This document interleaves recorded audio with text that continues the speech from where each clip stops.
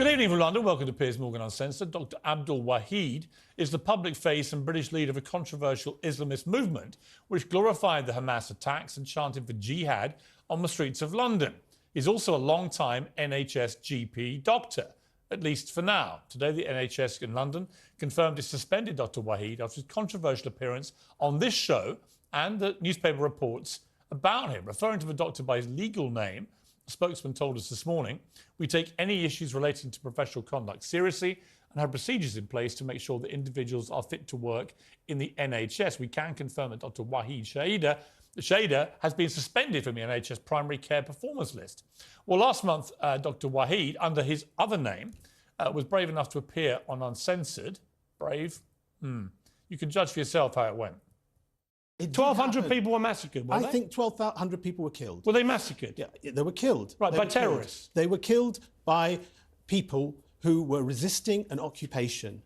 And they're terrorists. Yeah, well, that's your view. It is my view. One man's terrorist is another man's freedom fighter. Have you never heard that?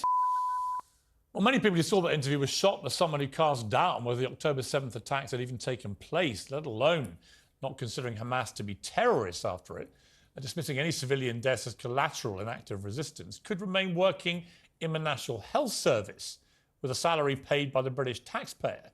But at the same time, it was reasonable to debate whether radical opinions have any real bearing on someone's ability to practice medicine. After all, people have every right to opinions that others find offensive. That is why he was invited onto the show in the first place. But Dr Wahid is now effectively the head of a prescribed terror group, and is prescribed as terror group not just here in the UK now, but in numerous other countries too. And there is no defence for that. Hizb ut-Tahrir is a global Islamist movement which advocates for an Islamic caliphate under Sharia law. In this country, they made headlines for denouncing LGBT filth, as they put it, and calling for an end to the Western world order. It's outlawed in plenty of other countries, like Germany, Egypt, several Arab states. Last week, the British Parliament officially designated it as a terrorist organisation. That means membership or support for Hizb ut-Tahrir is now illegal, carrying a prison sentence of up to 14 years. Now, to be clear, I've not called for Dr Wahid to be suspended, fired or cancelled. But I did question whether his views made him fit to serve patients, many of whom, by his own admission, don't even know about his double life because he uses two separate names.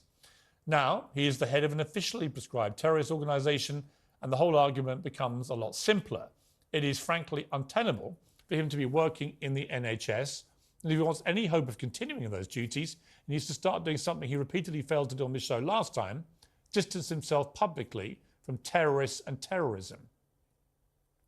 Well, joining me now is the author, podcast host and comedian, Konstantin. Konstantin, great to see you.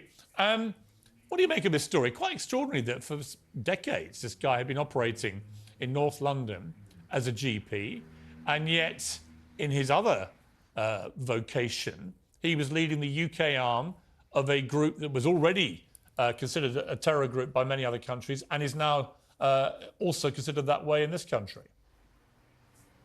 Right, and we should put some meat on the bones of that, because you mentioned the group is banned in Egypt, Germany and a few other countries. Actually, Piers, as you probably know, the group is banned in almost every Muslim country in the world.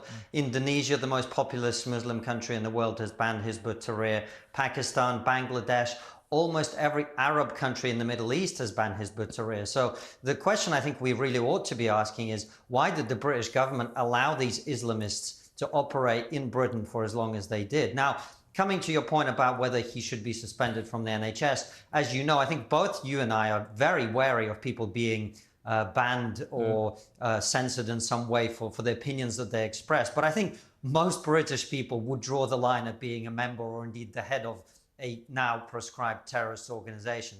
And of course, we also got to remember there is a difference between a guy stacking shelves in a supermarket and someone who is a GP, who would be seeing patients, know intimate details about them, know their ethnicity, religion, and have the power of, in some situations, life and death over people. So I think it's a very different case, and I've got absolutely no problem with terrorist sympathizers being prevented from working in the National Health Service. Right, and to be clear about what his views were post October the 7th, he gave a talk on YouTube, and he said this. They gave the enemy a punch on the nose, all right? And And it's a very welcome punch on the nose. Welcome punch on the nose, which is 1,200 people, including at least 800 innocent civilians, including many children, women, being brutally murdered, raped, in some cases beheaded. That was apparently a very welcome punch on the nose, says an NHS doctor whose salary is paid by the British taxpayer. I mean, I think for that alone, unless he renounces what he said there very clearly and firmly, there can be no way back for him.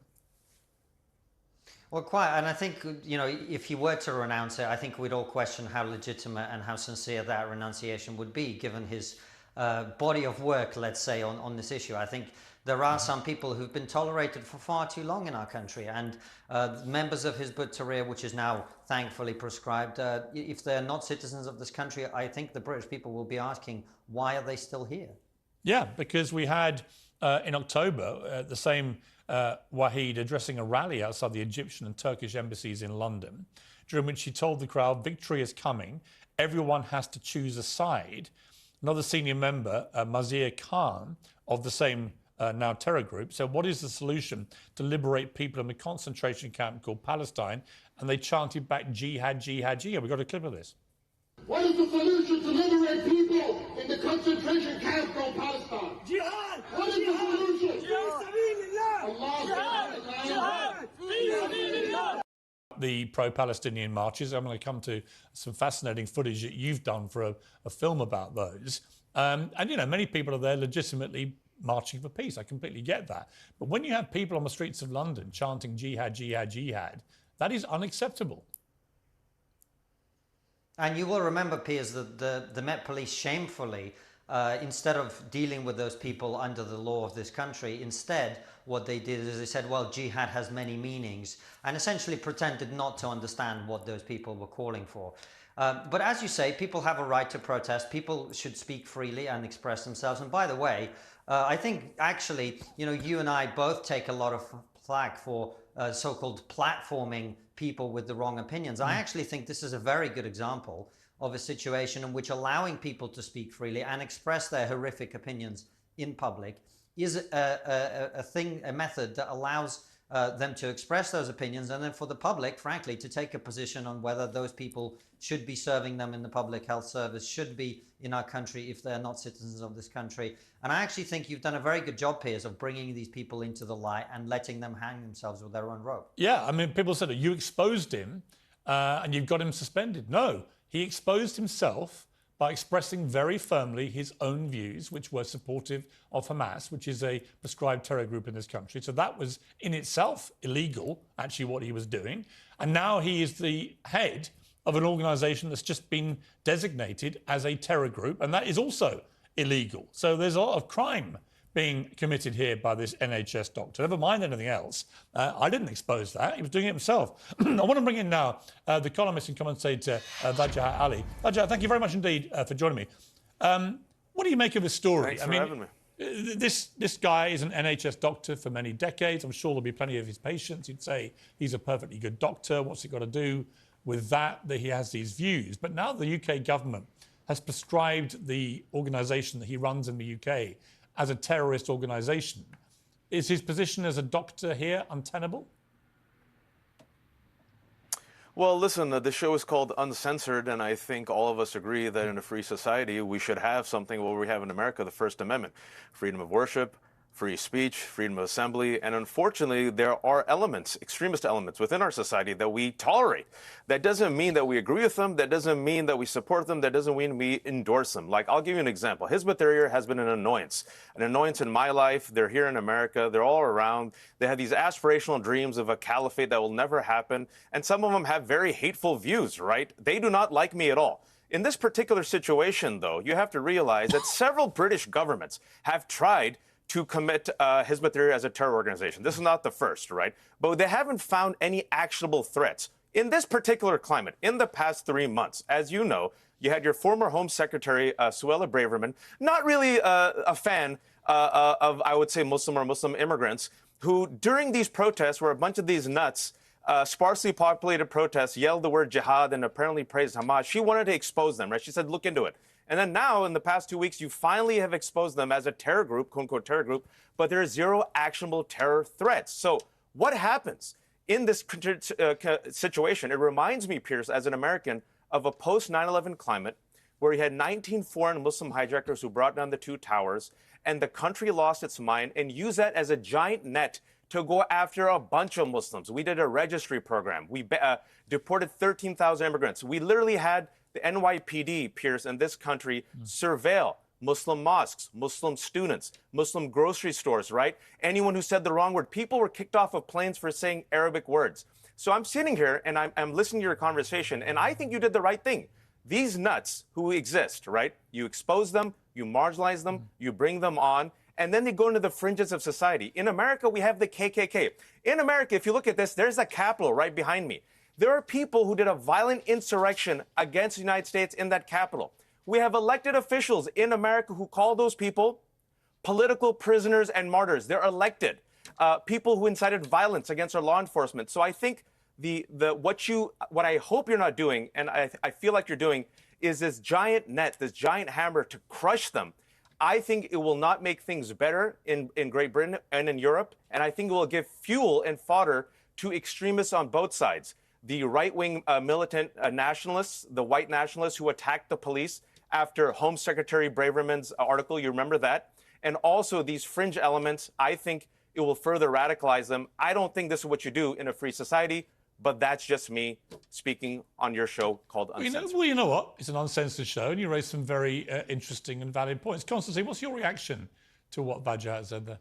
Well, my reaction is I encourage all our viewers to go and watch an interview with the UAE foreign minister given in 2017, in which he warned Western governments that their obsession with political correctness, his words, not mine, and being unwilling to deal with Islamic extremism in the way that it should be dealt with, will lead to more terrorism and more violent crime in their countries. And that interview has gone super viral on the internet precisely because of how prophetic it was.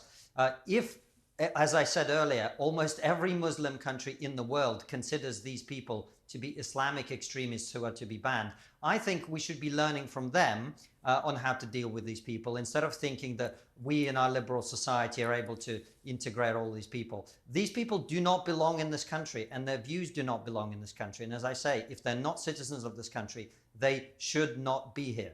Yeah, you know, it's interesting. When I walk around now, because there's been loads of memes about me, because of all the big interviews we've done, and it always has me dressed up as some reporter saying, do you condemn Hamas, to inappropriate people all the time. And I get asked it in the street now, do you condemn Hamas? Like it's a joke. And I said, you know, I always reply to people, you know, you have to start with that question. Do you condemn what Hamas did on October the 7th? And do you accept it's a terrorist attack? Because if you can't accept that, Wajahat, to me, if you can't accept that basic fact, which we saw, not because people invented those monstrosities they committed, but because they openly, brazenly broadcast them to the world through their own technology, because they were proud of what they were committing. I don't think if you don't start from a position that you condemn what Hamas did, I don't really have much time for you. Then why are you in a democracy? Why do you claim to be an enlightened government? Why are you any different from authoritarian Muslim countries that crack down on any group they don't like? There's a reason why we have the First Amendment. There's a reason why you have a freedom of assembly, of association, of a free speech. Because, like Voltaire said, I don't agree with what you said, but I'll defend to the death your right to say it. That doesn't mean you like them. I'll give you an example. In the United States, we have the KKK, an actual terrorist group that committed terrorism against black and white Americans. They still exist. They have the right to assembly. They do their stupid marches like cowards. They put on their masks. I don't know if you saw that viral video. It went viral that a bunch of them wearing white masks in New York got stuck at a turnstile because they didn't know how to use the New York subway station. Just exquisite. It was like a Mel Brooks scene.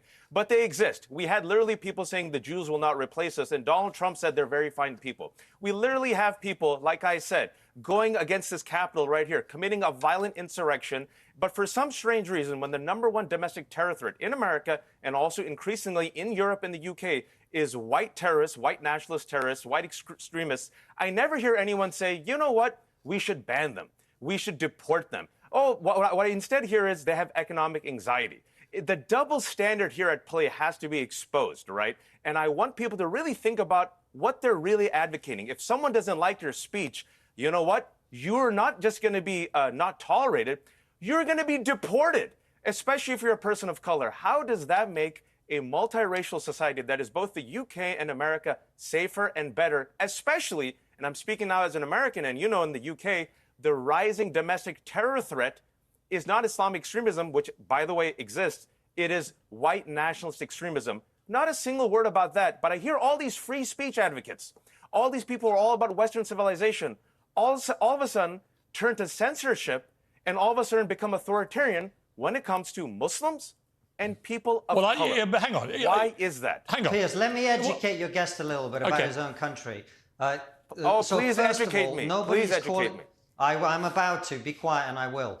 Now, first of all, nobody's calling for people to be deported because of their views. We have laws in this country against organizations that are prescribed as terrorists, and I have no problem with terrorists being removed from this country under the laws of this country. Secondly, Donald Trump never said that the people calling for the eradication of Jews were fine people. If you go and look at his quotes, he actually condemned them and said they should be condemned absolutely. But the people who were there protesting about the statues, they were the ones that were fine people. Now, you should educate yourself about those things. And thirdly, you should educate about the fact that, regrettably, I would quite like to have a First Amendment here in the UK. We do not have a First Amendment, and I would have a lot more sympathy with your argument if we hadn't spent the last 10 years watching people be sacked from their jobs for saying women are women and men are men. Yeah, and I would also add that when you say that I'm not respecting free speech, Wajahat, when I say I don't respect people who won't condemn Hamas, I didn't say you. No, but they can say it. They can say it. I just don't have to respect it. It's a bit like when I block people on Twitter. Of course, you don't have to respect it. No, but when I block people on X, for example, or formerly Twitter, and people say, well, you're suppressing their free speech. No, I'm not. They can still tweet what the hell they like. I just don't have to read it. I don't have to hear it. You know, that actually is what free speech is. And the First Amendment, which is one of the most powerful protectors of free speech in the world, it doesn't cover many things, from child pornography to defamation to all sorts of stuff is not protected by the First Amendment. And nobody, I don't think, who looks at this sensibly would say that a terror group that espouses not just hatred, but violent hatred and the mass killing of people, that is never protected by free speech. Is it? And should it be? It shouldn't be, but listen, this is interesting. Speaking about education, allow me to retort and educate.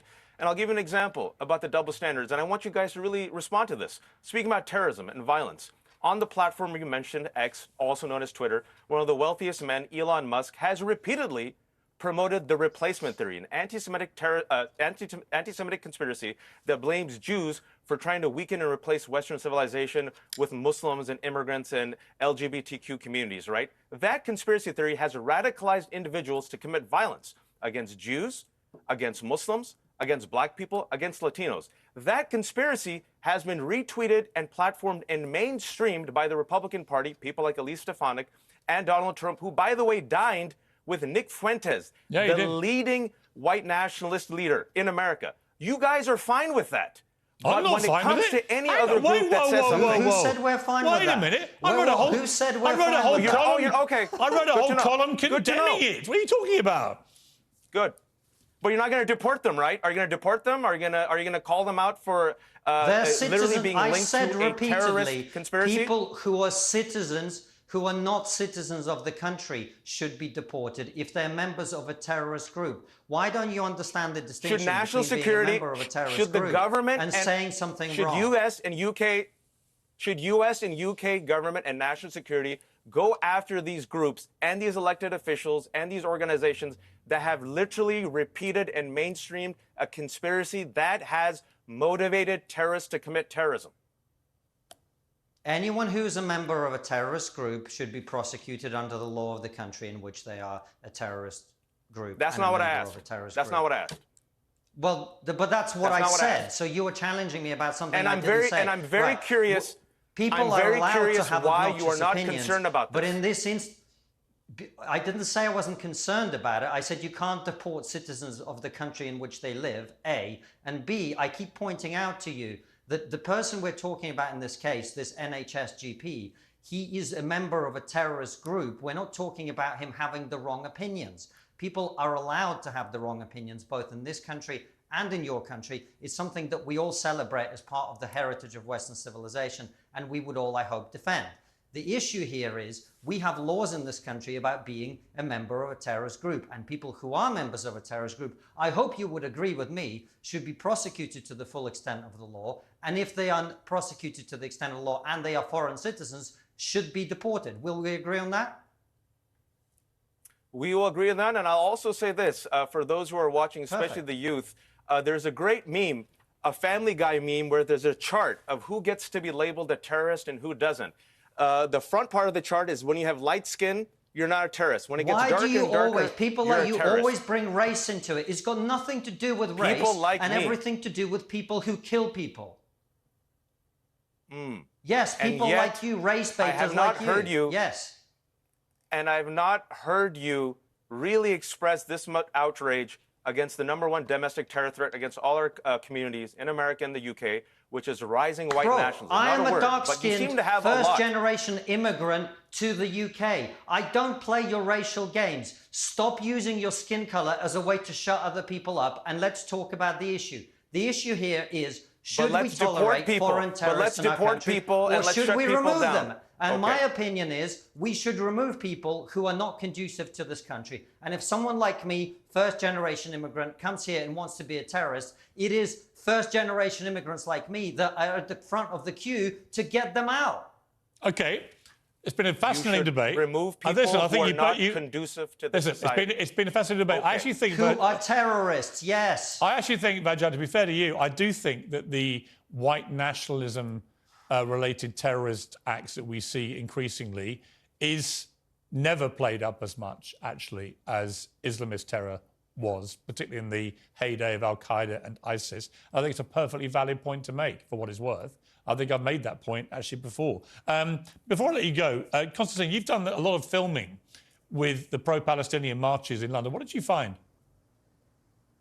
Well, I actually went over the last few months, Piers. We went to the protest against anti-Semitism. We went to 2 pro-Palestine protests. We went to an Extinction Rebellion protest, which was very, very funny. I encourage people to go and watch that. But at the latest pro-Palestine protest in particular, there were some fascinating scenes. And, you know, we really tried to talk to people with an open mind. I don't have, actually, contrary to the discussion we've just had, a particularly strong position on it. I'm interested really in getting people's views. And one of the things that came through very strongly is young people in particular, of whom there are many. The way I would kind of describe the demographics are, it's a mixture of sort of beards and headscarves on the one hand and septum piercings and coloured hair on the other. The young people who are there in particular, when you ask them very, very basic questions, you know, from which river to well, which let's take a look at a clip, actually. We've got a clip with Yeah. some of this. Let's watch it here. So I just noticed the signs that you got from the river to the sea, Palestine will be free. What does that mean? Well, it's quite self-explanatory. How would that come about? What would happen to the Israelis, etc.? I don't. I'm trying to think of how to word it. Isn't it just as self-explanatory as the area of land? It's Palestine's land. What's a socialist intifada? If I'm being honest with you, I just got this at the stand over there. Okay. I don't actually know the definition of the word intifada. For a moment, that a lot of people on that march are that ignorant about it. A lot of them clearly are well informed and are absolutely marching because they want peace and they want to cease fire in Gaza. I completely understand that. But Wajahat, when you hear that, there are a lot of young people joining up in these marches who are completely clueless. And I actually blame TikTok more than anything, which is the #1 news source now for kids under 25, and spews just relentless nonsense into their heads. And that's where they get their news. This is where I'm going to stand up for the youth. If you look at the youth, it's been a stunning change where most youth here and abroad are actually, if you will, pro-Palestinian and want the occupation to end. And the flip side to that, Piers, I would say is the following. For those who are watching, we're the same when it comes to Facebook, we're the same when it comes to X, and we're the same when it comes to mainstream media. You are a breath of fresh air because you allow multiple opinions to come on, talk about Palestinian side and Israeli side. In America, you know that this wasn't the case. And so for those people who are terrified by the TikTok, just think about what limited viewpoints that you got for 30, 40 years. And now, for better and for worse, this young generation is exposed to multiple narratives and they see for themselves what's happening, which is why you see the shift in which a lot of people, especially in Israel and here, are horrified by the Netanyahu government, want an end to the occupation, want a ceasefire, hate Hamas, hate extremists in the Netanyahu government, and believe that Palestinians have a right to freedom. Yeah, well, they certainly do, in my estimation. But there is one clip, Konstantin, which really got to me. It was about me. Let's take a look. So I see you've got a sign there that says journalism that get paid for selling lies, and I'm guessing that's Piers Morgan, right? Why do you say that this is journalism that's selling lies? It's very obvious what is going on, all the lies about what happened on the October 7th, the justification for the genocide, they're all based on lies. When you say lies about October 7th, what do you mean? All those allegations that we never saw any footages of decapitated children that Piers Morgan always asked about, and all those women that got gang raped. I mean, it was quite extraordinary, Konstantin, because one of the problems with platforming everybody actually for the last 3 months is that you end up with the extremes on both sides hating you with equal vengeance and often being completely ill-informed actually about what I've actually said. But it was enlightening to see that, because I see that all day long on social media, that kind of view, which is really based on a lack of reality. Well, there was a lot of that going on in the protest. And interestingly, I mean, you say most people there are well informed. We released in that half-an-hour documentary that people can go to TRIGGERnometry, our YouTube channel, and watch. We released every single interview that we did. So we haven't cherry-picked these moments to make people look bad or anything like that. It contains, they're shortened down, but they are basically the content of what people said to us. Okay. And I have to say, most of the people we spoke to, didn't really seem that well informed, most of them. And secondly, I would say there was an awful lot of the sort of thing you just heard, where people have some kind of way of pretending October 7th didn't happen. In fact, the first person you see in the video talks about how it's a false flag operation. There seems to be a lot of that going on too, where people are sort of, they sort of wish away the terrorist attack on October 7th. And it makes sense, because if you're calling for a ceasefire, and you're calling on Israel to unilaterally, essentially, engage in a ceasefire, you have to pretend October 7th didn't happen, because otherwise you'd be calling on Hamas to hand over the hostages and the terrorists who took them, because that's how you get a ceasefire. Yeah, I mean, one of the biggest blow-ups I had, Wajahat, was after that interview with that doctor, actually, in which I'd already read out some quotes from another member of his group, talking about LGBT filth, feminist filth, really horrible, homophobic, misogynist stuff, which this guy had been caught saying. And the doctor is the leader of the UK Arms, as one of his people. And then he talked about people who want now to, women in particular, who want now to become Muslim. And I said, what, to live under oppression? And what I meant was the oppression that had been spouted by this guy. You know, I'm not remotely anti-Muslim. I'm not remotely anti-Islam. I led the media campaign in this country against the Iraq War, for example. I led the defense of Qatar for its right to have the World Cup and exposed a lot of Western hypocrisy about the Christians there and so on. So I really am not remotely anti-Muslim. I was talking about the kind of interpretation of Islam and Muslim world that members of that group espouse, which is vile against women. So if you want them to come into that world, it is oppressive. But it was interesting to me to watch the ferocious explosion on social media, which bore no relation to the context of why I said what I said. If I may, I've been in this for a long time. I was 21 years old when 9/11 happened. I'm a Muslim-American college student. And let me just, if I may, explain to your viewers the double standard that the rest of us feel. Just very quickly. Muslims are asked for the past 20 years to condemn violent acts done by violent people we've never met. When I came on your show last time, you remember that. It was a nutty guest who accused me of being Hamas simply because I'm Muslim. Right. And I had to condemn every single violent extremist organization.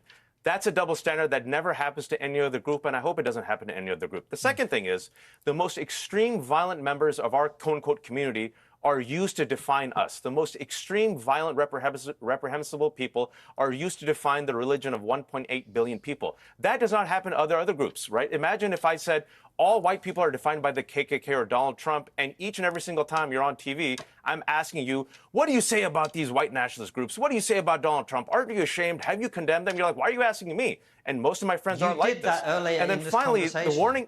the warning I want to give here is you and I, Piers, had the foresight to see the devastation of the war on terror. You and I were the ones 20 years ago who were against it. For those who are watching, especially in the UK, learn from America's mistakes.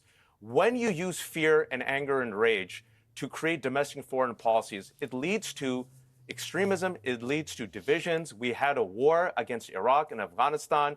We had a quagmire. We had people being deported. We had a chilling effect. We had a trust deficit between law enforcement and American Muslim communities. We had a rise in hate crimes.